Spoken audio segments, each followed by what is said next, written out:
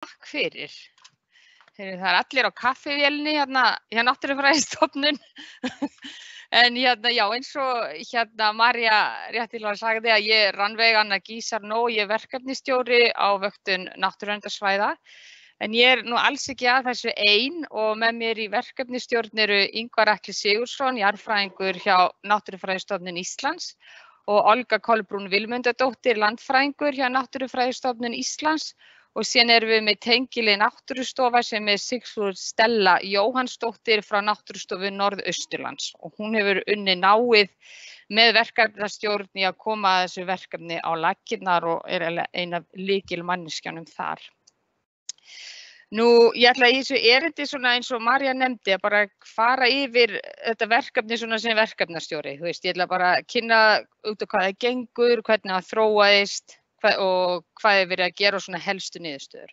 Og þegar ég náttúrulega svona aðeinslega miðla þessum niðurstöðum því ég tek náttúrulega sjálf ekki þátt í vöktunin og ekki hópur sérfræðingarna sem að vinnur á vöktuninni beint. En þetta er allavega, vöktunin er sem sagt samstarfsverkefni Náttúrufræðistofnunar Íslands og hún sér að halda utan verkefnið og hún heldur utan gögn og hefur verið og hýsir gagnagrunn og ýmislegt fleira. Síðan eru allar náttúrustofu landsins mjög mikilvægir samstarfsaðilar í þessari vöktun en þau sjá að bæði þróa og aðferðafræði og móta vöktunina og sömuleiðis að afla gagnanna og sínum starfssvæðum. Síðan höfum við verið líka með samtal við Umhverfisstofnun og þjóðgarða landsins. Og megin markmið verkefnisins var sem sagt að setja á laggirnar heildstæða vöktunaráætlun á landsvísu til vöktunar náttúruminja á náttúruverndarsvæðum og öðrum svæðum sem eru undir álagi ferðamanna.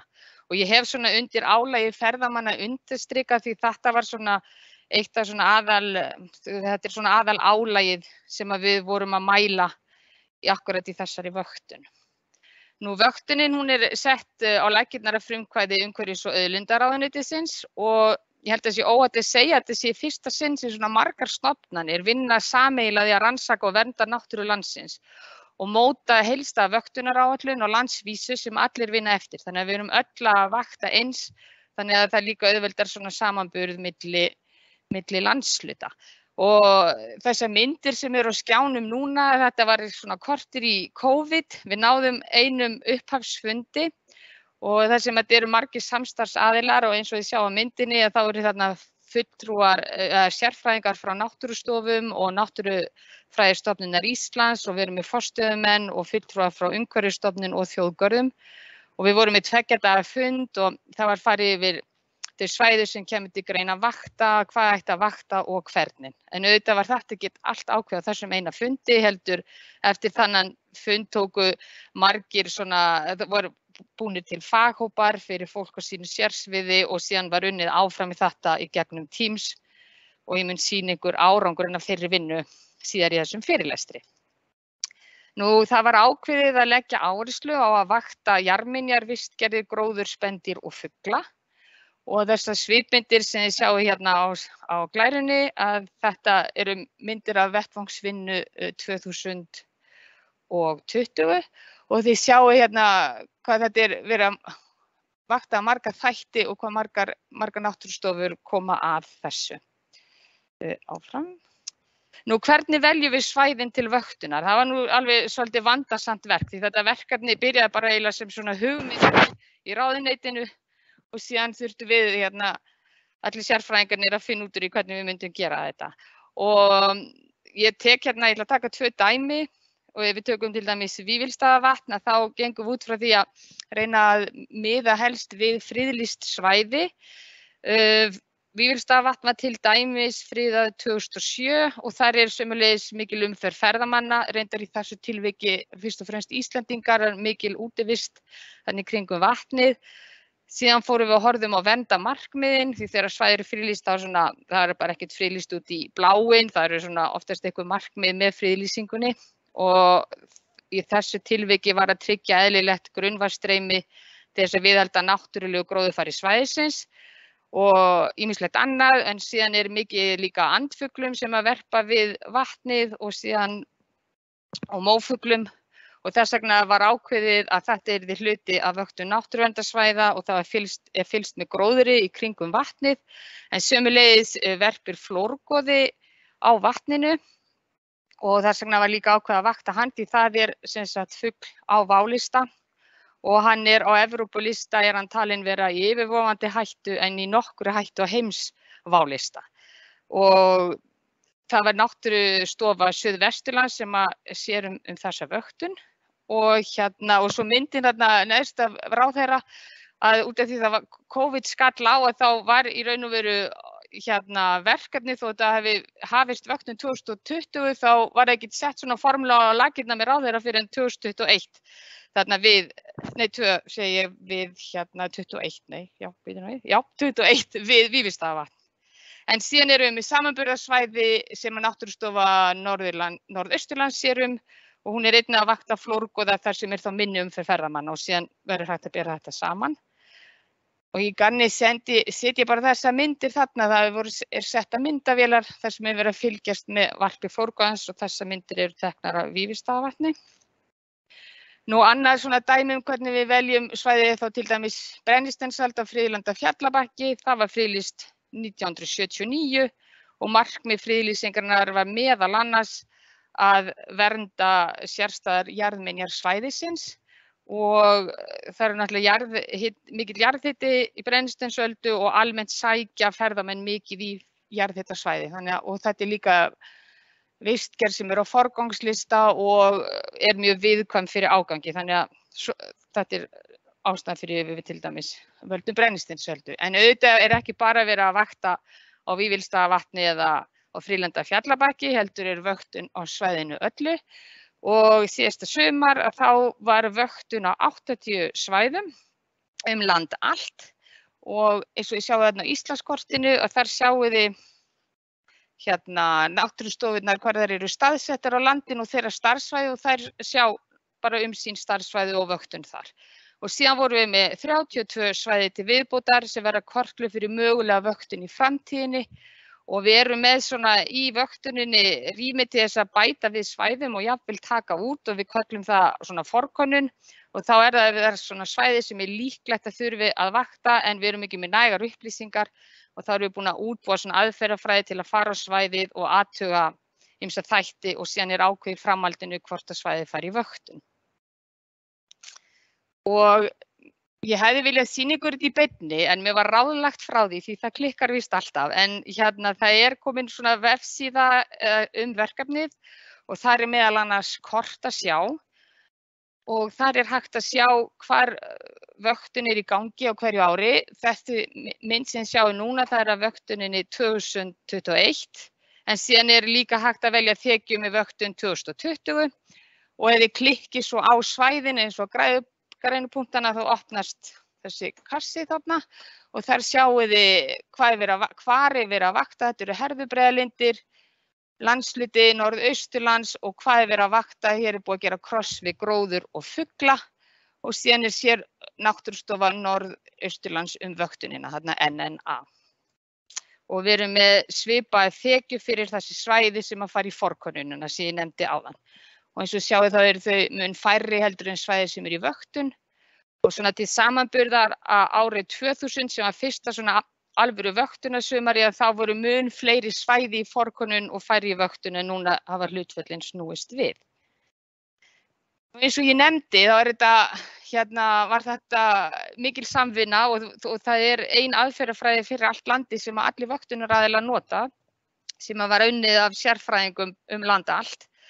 Og það er líka beitt slóði á þessa handbók á heimasíðu NÍ og það er linkurinn þarna uppi en ég þori ekki að ýta á hann því þá geti allt farið í steik en þið sjáu þarna mynd af forsíðunni sem er hér og hérna tók skjáskot af aðferðafræði og svona lýsing og aðferðafræði, þetta er aðferðafræði sem snýr að vöktun jarðminja og hvernig er að vakta eldvörp, eldhraun og gervigíga og það eru svona nokkuð nákvæmar lýsingar, þá er það markmið, hvaða vísir mældur hérna meðal annars til dæmis nefndur mosaskemmdir því mosi er viðkvæmur fyrir traðki og þegar hann eyðist þá fyrir að koma rof á jarðminjarnar og svo framvegis og síðan eru nefndar aðferðafræði og hversu oft á að mæla og viðmiðunarmælingar og svo heimildir. Og þetta, svona upplýsingar er hægt að finna hverja einustu aðferð sem er notuð í vöktunarverkefninu.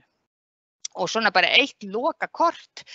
Þetta sýnir svona sundurliðað hvað var vaktað á hverjum stað og eins og sjáðu þetta fjölmargir staðir. Horfið hérna á þessa punkta að það sjáðu svartu punktur táknar jarðminjar og ef þið horfið á kortið þá eru nokkuð mikið verið að vakta jarðminjar og blái punkturinn hann táknar hvar fuglavöktun og það svona nokkuð öflug fuglavöktun land allt og bleiki punkturinn að það sýnir selina, það nú ekki verið að skoða þá mikið en það sér nú líka Selasetur Íslands að mestu selarannsóknir en við erum þó með smá líka í þessu verkefni og það meðal annars Ytri Tungu á Snæfellsnesi sem að Náttúrustofa Vesturlands sér og svo erum við líka með Hvítanesi á Vestfjörðum sem Náttúrustofa Vestfjarða sér og svo á Breiðamerkursandi sem Náttúrustofa Suðausturlands sér og gróður líka mjög vel vaktaður landið, það eru grænu punktarnir og svo refir aðeins á tveimur stöðum, fyrst og fremst á Hornströndum en svo verið einnig aðeins verið að skoða greni í þjóðgarðinum á Snæfellsjökli svona til samanburðar við Hornstrandir. Því það talin verið svona aðeins minni ágangur ferðamanna þar. Og hvernig erum við að gera þetta? Við erum náttúrulega bara með þessa hefðbundnu beinu mælingar á vettvangi en síðan höfum við svolítið líka verið að nýta okkur svona myndvöktun. Því að það svona þægileg leið og hún ódýr og einföld og sérstaklega ef það eru svona mjög nákvæmar leiðbeiningar hvernig eigi að taka myndirnar sem við erum með og þetta sýnir svona ágætlega líka breytingar í tíma og rúmi og hér mynd sem að ég fékk hjá Róberti á Náttúrustofu Vesturlands og þetta fuglabjarg á Snæfellsnesi, þetta var tekið 2020 og hérna eldri mynd, og þarna sjáum við töluverðan mun á milli ára. Og síðan annað, við kallum þetta endurtekna myndatöku því við förum oftar en einu sinni að taka myndir og þetta heitir photo point monitoring á ensku. Og hérna annars svona dæmi gagnsemi myndvöktunar og þetta tekið á Geysissvæðinu og fyrri myndin tekið 2006 og svo síðari 2020 og þarna búin að eiga sér svona nokkurs konar umferðarstýring að búið að setja svona band og eins og þið sjáið þá mikill munur þarna á gróðri. Þó sé reyndar svolítið mikið lúpína þarna sem ekkit endilega það sem við viljum sjá. En það breytir því ekki að við sjáum mun þarna með svona myndvöktun.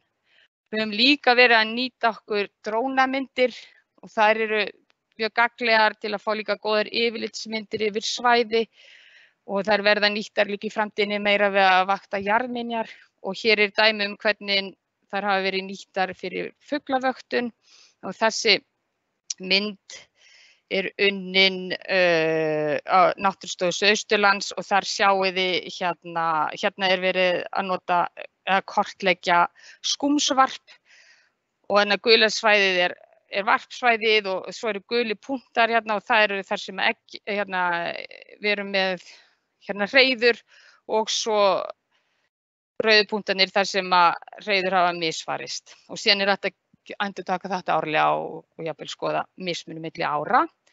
Og síðan hafa þær einnig verið nýttar til þess að skoða álag og skemmdir á gróðri og þetta tekið í stórurð og hérna sjáum við til dæmis álagsvæði og þá var hægt að teikna inn á álagsblettina og reikna út flatarmál og svo framvegis og fylgjast með og bera saman milli ára. Og hérna önnur mynd sem svona meiri til gamans, ég veit ekki hvort það sé mikið verið að nota hana en hún Olga Kolbrún Vilmundardóttir var aðeins að prófa sig áfram í þetta mynd tekin í Gjanni, í Þjórsárdal og þar séu það búið að teikna ofan í stíga og á fyrri myndinni þá eru grænu línurnar, þær sýna svona formal trail eða aðal göngustíga svæðið og rauðu línurnar eru svona informal trail sem eru svona hentistér sem eru svona stígar sem að fólk svona svolítið býr sér til og þetta reynda sýnir líka ágætlega hvað umferðarstýring getur skipt miklu máli ef að fólk væri bara að ganga meðfram þessum grænu línum en ekki þarna öllum rauðu línunum en síðan á myndinni við hliðina og þá var þetta áætla breytt stígana út frá myndinni og allt frá minna en 50 cm yfir í þvermál yfir í meira en 200 cm sem getur þá verið vísbending álag á stíg. En við græðum ekkert á svona vöktun nema halda utan gögnin og geyma þau einhvers staðar.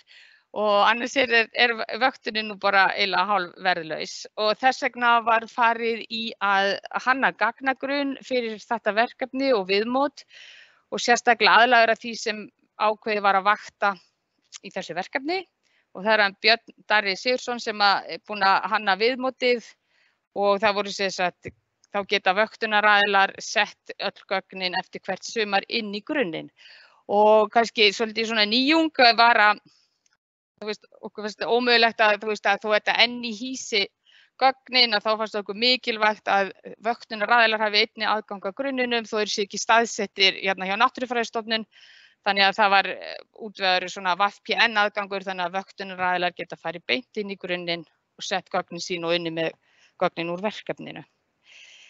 En við viljum alltaf reyna að spara samt svona þetta utanumhald utanum gögn og það er náttúrulega alltaf svona ákveðin vinna og tvíverknaður í að vera í felti og sitja kannski jafnvel í feltbók og síðan í Excel-töflu og síðan í gagnagrunn. Þannig að við ætlum að fara af stað með smá nýjung núna í sumar og hans sem vinnur á Náttúrufræðistofnun er nú algjör snillingur og hann er búinn að við ætlum að vera með Fieldmapper svona app sem er hægt að hafa bæði í farsíma og spjaldtölvum og það er búið að búa til töflur í appinu sem eru sambærilegar þeim sem eru í gagnagrunninum og eru raun og veru tengdar gagnagrunninum.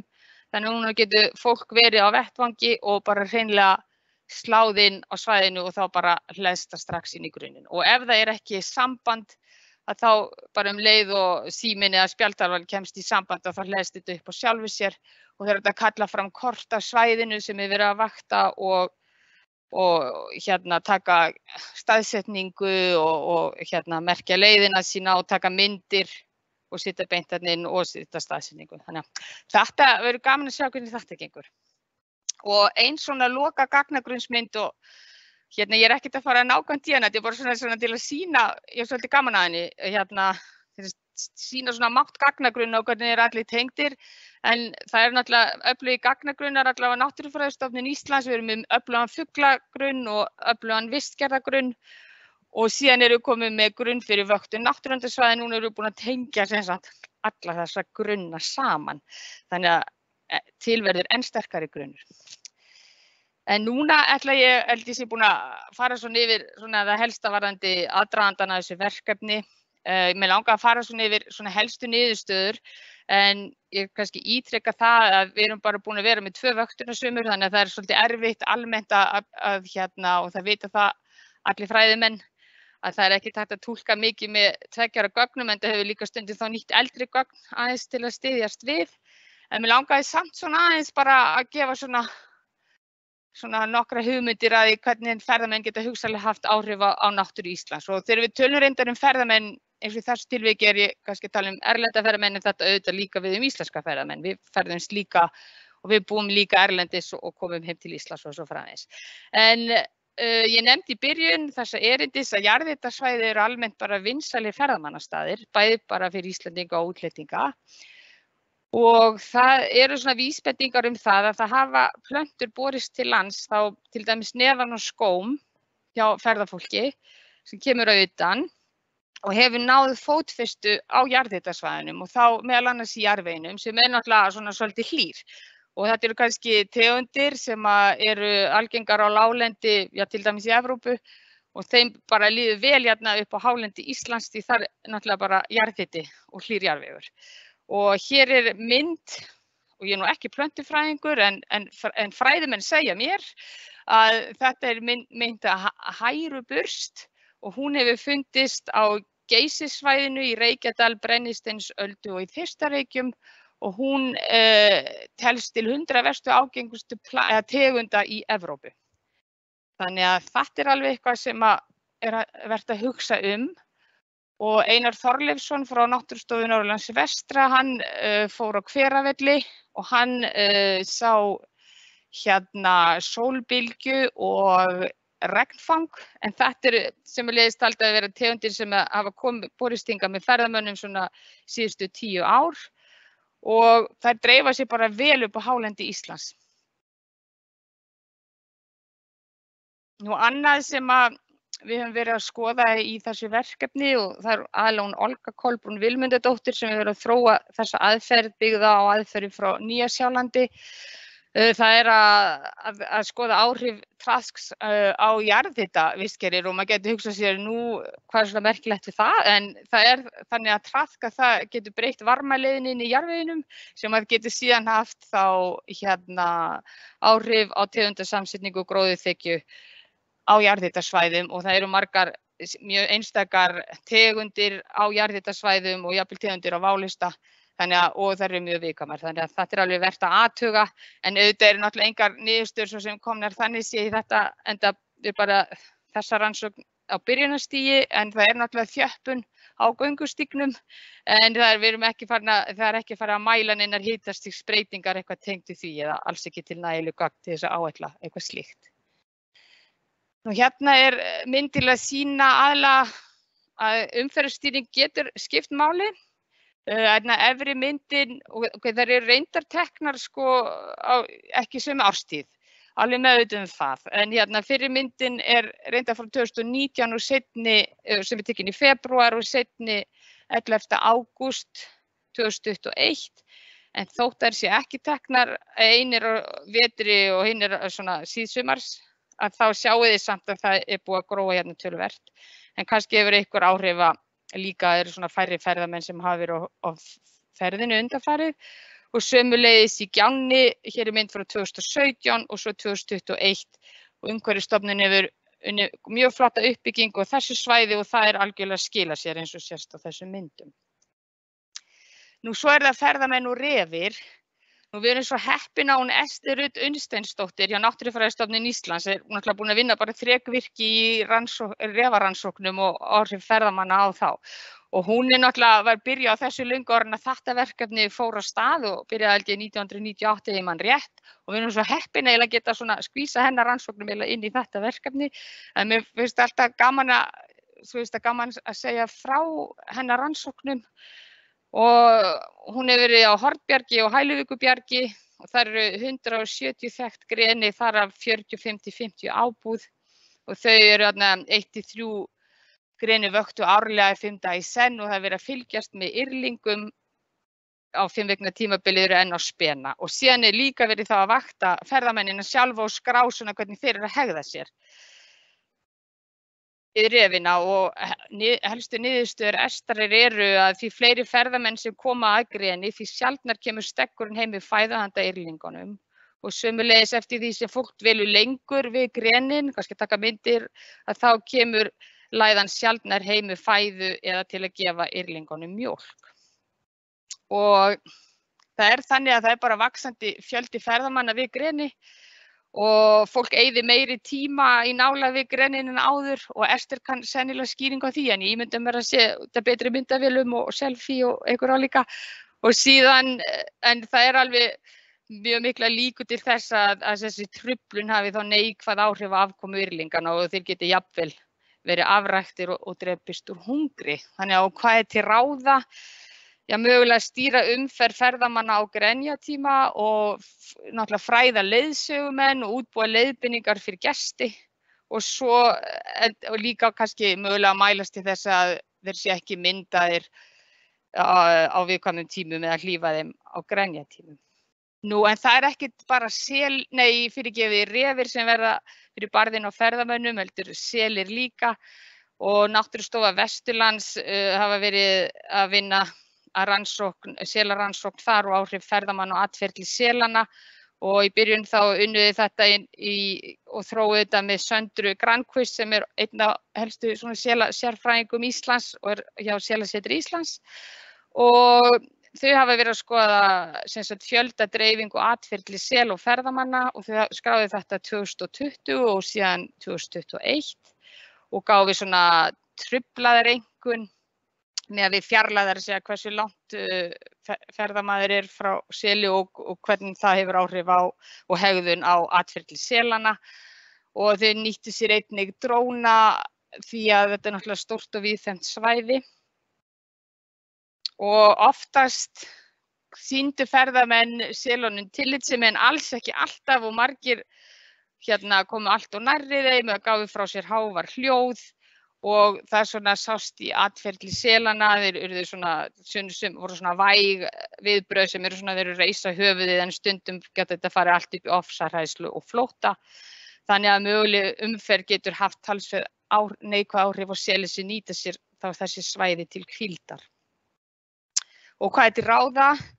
Að Menja von Schmanlensi og hún sem sagt eina lykilmanneskjunum í rannsóknunum í selarannsóknunum ásamt Róberti á Vesturlandi og hún lét hanna þessi 2 flottu skilti í samráði við landeiganda sem lét framleiða skiltin og hann setti upp á 3 áberandi stöðum á selaskoðunarsvæðinu.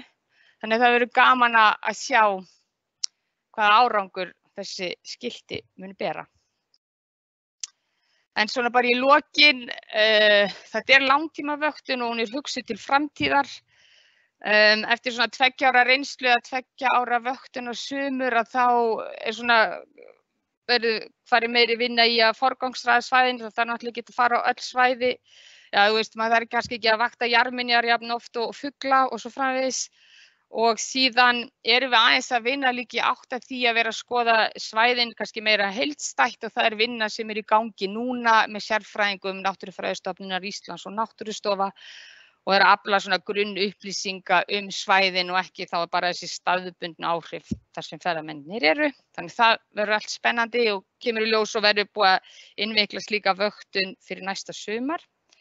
Og aðferðirnar eru í stöðugri þróun. Og þá er handbókin sem ég sýndi ykkur fyrr, hún er uppfærð reglulega og við erum búin að ná að hittast 2 á haustfundum og þetta hafa verið 2 mjög góðir vinnufundir og þetta er alveg frábært samstarf og svo gaman að sjá alla þessa sérfræðinga vinna saman og vinna vel og bara mjög gefandi sko.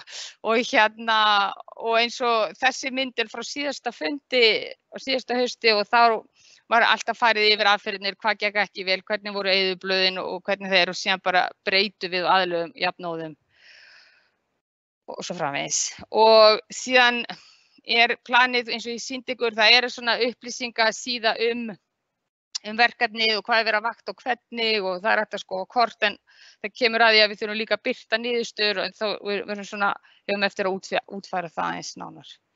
Og þá er þetta bara komið hjá mér í dag. Þannig að ég þakka bara fyrir og opna svo fyrir spurningar.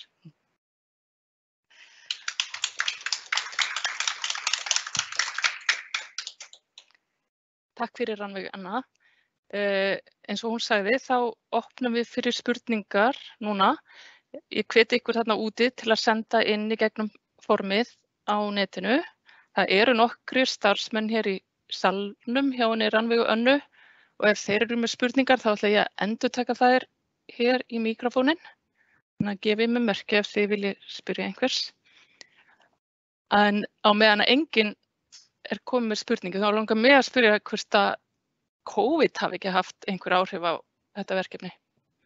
Jú, án efa og ég má kannski ekki segja það upphátt en þetta var nú eiginlega lán í óláni varðandi þetta verkefni því að þegar fyrsta vöktunin fer á stað þá er eiginlega búið svona hálfskella öll í lás þannig að var lítill fjöldi ferðamanna árið 2020 en samt voru reyndar Íslendingar alveg duglegir að ferðast en þeir voru svona alveg í Stuðlagili og svona einhverjum 5 svæðum en það breyti því ekki og síðan var aðeins að opna meira núna síðasta sumar þannig vorum aðeins meiri fjölda þá en svo er líklegt að þegar allt horfir til betra horfs að þá verði svolítið sprenging og þá er náttúrulega frábært að við erum eiginlega komið með svolítið svona núllpunkt á mörgum stöðum og svo verður gaman að sjá þegar sprengingin kemur að halda áfram með nokkuð svæði þarna og fylgjast með. Þannig að ég myndi segja að það var gott að COVID kom fyrir akkurat þetta verkefni.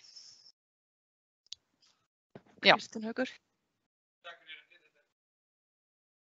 Þetta fyrir mig hversu óræðanlega upplýsingar munið að hafa fjölda ferðamanna breyta sem skiptir.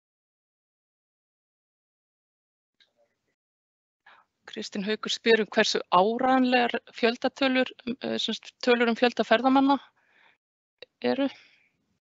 Já, svarið við því að það eru á mörgum stöðum svona teljarar, en ekki öllum. En ég veit að eins og Náttúrustofa Suðausturlands bað að setja líka teljara á ákveðna staði, en það er klárlega bara að tengja mikið, og það er verið að gera það á mörgum svæðum, að tengja fjölda ferðamanna á svæðinu og svo við gögnin. En hversu alveg beina tengingu er hægt að tengja við akkurat það sem er svo að gerist í náttúrunni, verður bara eiginlega komið svolítið í ljós og er örugglega alltaf erfitt. En ég held að sé, en eins og ég veit að eins og Náttúrustofa Suðausturlands að hún fann svona tengingu á milli ferðamanna fjölda úr svona teljurum og til dæmis traðkja á mosa á hrauni og svoleiðis. En það er örugglega svona erfiðara ímynda ég mér að túlka þetta svona í tengslum við dýralíf og fleira. En nú er ég algjörlega komin á hálabraut því ég er sko ekki líffræðingur, heldur jarðvísfræðingur.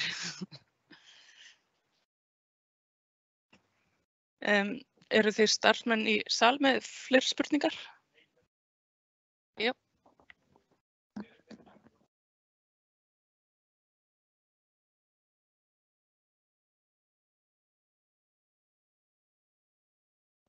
Alveg, nei, já, fyrir ekki. Já, það er spurt hvort það sé svona einhverja vísbendingar hvað séu svona alvarlegustu áhrifin af völdum ferðamanna. Sko, við erum í raun og veru ekki búin að meta það þannig séð, en maður hefði nú samt, við erum ekki búin að gera úttekt á því. En sko, ef ég má tala bara fyrir mig, þá myndi ég segja að það væri nú nokkuð alvarlegt ef við erum að koma með svona ágenga tegundir erlendis frá á svæði sem eru viðkvæm hérlendis til dæmis. Það hafa alveg verið svona umræður, hvað er hægt að gera við því og bara eins og það er hægt að setja upplýsingaskilti. Þá er jafnvel kannski hægt að fræða ferðafólk í flugvélunum, það eru oft leiðbeiningar utanvegaakstur og þá var jafnvel hægt að koma með einhverja svona leiðbeiningar, þrífið gönguskóna áður en við farið í göngu eða eitthvað svoleiðis.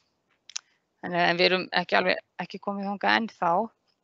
En ég hef reyndar svona, mér er rosa minnistætt frá því í gamla daga, þegar ég vann hérna á Rala, þá var hann hérna Andrés Arnalds hjá Landgræðslunni, að hann var mikið svona að vinna gegn svona, að reyna að taka öllum þessum utanvegaakstri frá jeppafólki.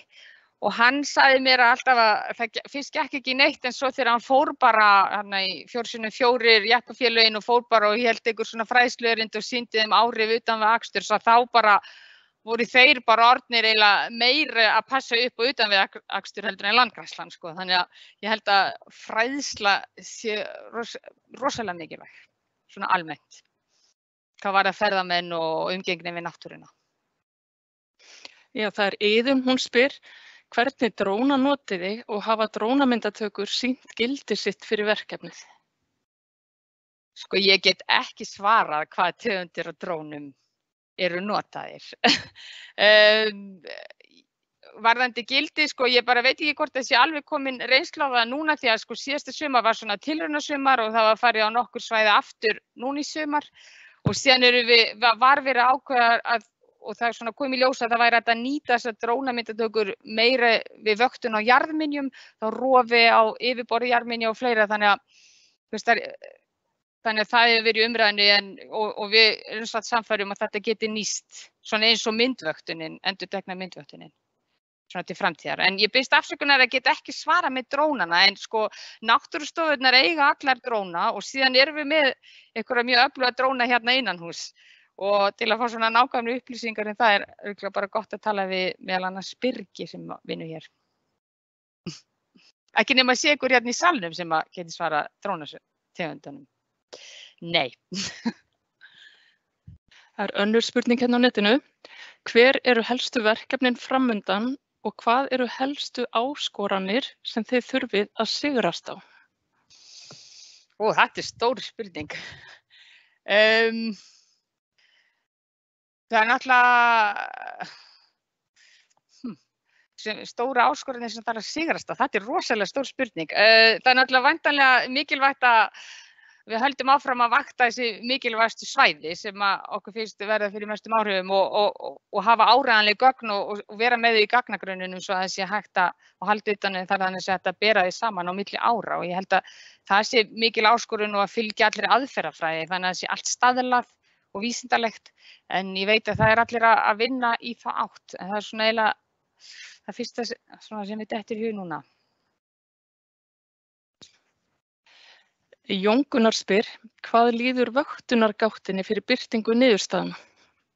Já, eins og ég var að nefna, nú eiginlega svona komið að því að fara að birta niðurstöður. Við erum kannski, getum svona sýnt eitthvað núna, fyrst núna eftir sem sagt sumar númer 2. Við höfum eftir að setjast niður og ákveða sko hvernig við ætlum að birta gögnin. Það er ekki hægt að, það væri alveg hægt að svo sem setja einhver minnisblöð inn en það er spurning okkur langar svona til að sýna eins og niðurstöður úr myndvöktun og jafnvel ef það er hægt að sýna einhver súlurit og eitthvað fleira en það þarf eiginlega að ákveða þetta allt í samvinnu við náttúrustofurnar og sem afla gagnanna en núna er líka allir akkurat núna er í gangi þessi vinna að útvíkka vöktunina og gera þetta líka meiri grunnvöktun svæðanna í heild sinni og svo þegar það er búið að gera áætlanir fyrir Sjóvarja þá getum við farið að hefjast handa við að virkilega ákveða hvernig við förum að birta þetta. Þannig að bara en samt alveg vonandi á þessu ári. Gerum við ráð fyrir því. Hákon spyr, eru umsjónaraðilar svæða upplýstir til dæmis þegar nýjar ágengar tegundir finnast innan þeirra umsjónarsvæða? Þá er hægt að skipuleggja forvarnir og upprætingu tegundana. Já, sko, verklagi hefur verið þannig að eins og til dæmis náttúrustofur, ef að það eru Umhverfisstofnun til dæmis er með svæði innan þeirra starfssvæða og þá hafa náttúrustofurnar verið með samtal beint við umsjónaraðila Umhverfisstofnunar á sínu sviði og jú, við reynum að hafa samtal en þetta sem ég er að sýna núna eru náttúrulega bara gögn núna sumarsins sem eru svona splunku nýjar og þó að ef við tökum til dæmis jarðhitasvæðin og með þessar ágengu plöntur að þá er líklegt að koma með ferðamönnum en við getum ekkert alveg verið 100% viss. Er það ekki rétt hjá mér? Hvað segja gróðurfræðingarnir?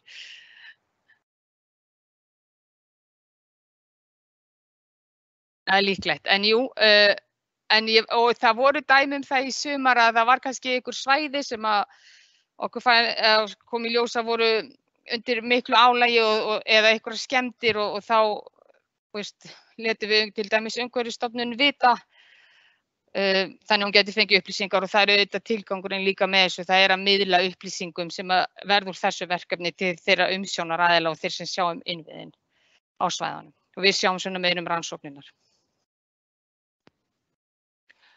Það er spurning frá Sævari. Hefur verið samstarfið við landverði í þessu verkefni? Já, mér skilst að eins og til dæmis Náttúrustofa Norðausturlands hefur verið og líka Suðausturlands og hafa allavega verið í samtali við landverði, já. En þeir hafa ekki komið að beinum hætti að vöktuninni, kannski bara fengi aðferðahandbókina og gjöru svo vel, en það búið að kynna aðferðafræðina fyrir öllum og ég veit að náttúrustofurnar eru í sambandi við alla aðila landverði og starfsfólk og svo framvegis á sínum starfssvæðum. En það eru í raun og veru þær sem sjá það en ekki við. En svo er líka, skulum við ekki gleyma að síðasta sumar, það var svona tilraunasumar og síðasta sumar sem það er ekki svo langt síðan það leið að þá var alvöru sumari þannig að við erum bara ennþá, þetta er alveg splunkunýtt verkefni þannig að núna erum við líka með miklu meiri reynslu og til þess að geta miðlað hlutum áfram.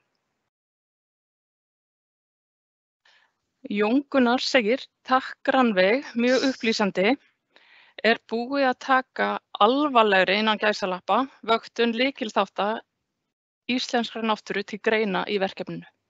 Klárlega. Ég get alveg svarað því með góðri samvisku og það voru settir af stað starfshópar núna í janúar og þeir eru bara að funda núna vikulega í febrúar og eiga að skila mér niðurstöðum í lok febrúar og við erum með sem sagt bara sérfræðinga innanhús og svo frá Náttúrufræðistofnun og Náttúrustofa og það eru búin að stofna faghópa og ég funda með hópstjórunum vikulega og þetta er bara alltaf þokast í rétta átt en það er ekki komin endaleg niðurstaða en hún verður tilbúin í lok þessara mánaðar og já, við tökum því mjög alvarlega. Hér er spurning hvaða eða hvernig mælingar gerið þið á gróðri og jarðvegi?